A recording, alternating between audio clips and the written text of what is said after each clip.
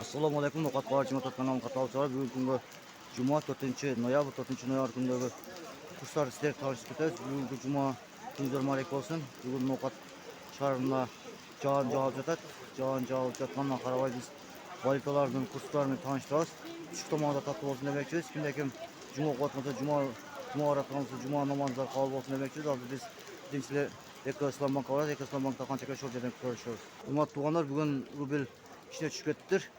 Dolar kişine kötürdü. Tuğanlar 83 so'm 30 tiyin dolar, 82 so'm 50 tiyin euro, 1 so'm 32 tiyin rubl ekan. Rubl bugun Cuma günü tushib ketdi. Tuğanlar qolib ketmaymiz. Xudo xohlasa ko'tarilib qolishi mumkin deymiz. Cuma günü 6-kun tushadi o'zi. Tuğanlar biz Finansik Bank'a keldik. Finansik Bank'ta 83 so'm 50 tiyin dolar, 82 so'm 20 tiyin euro, 1 so'm 33 tiyin rubl ekan.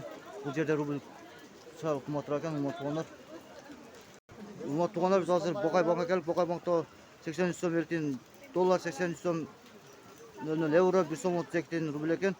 Tuğanlar biz hazır Azya Bank'a gelip Azya Bank'ta 83 so'm 50 tiyin dolar, 83 so'm euro, 1 so'm 33 tiyin rubl ekan.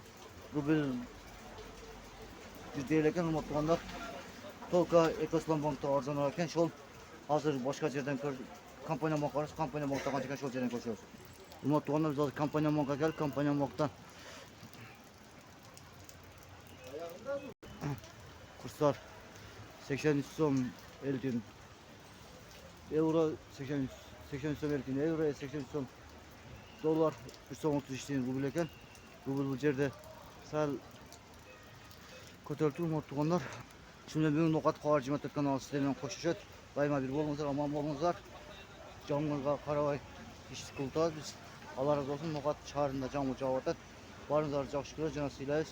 Hurmatli like bosib, kommentar yozib qo'yingizlar. No'qat qarajimatoq kanalida sizlarning xizmatingizda.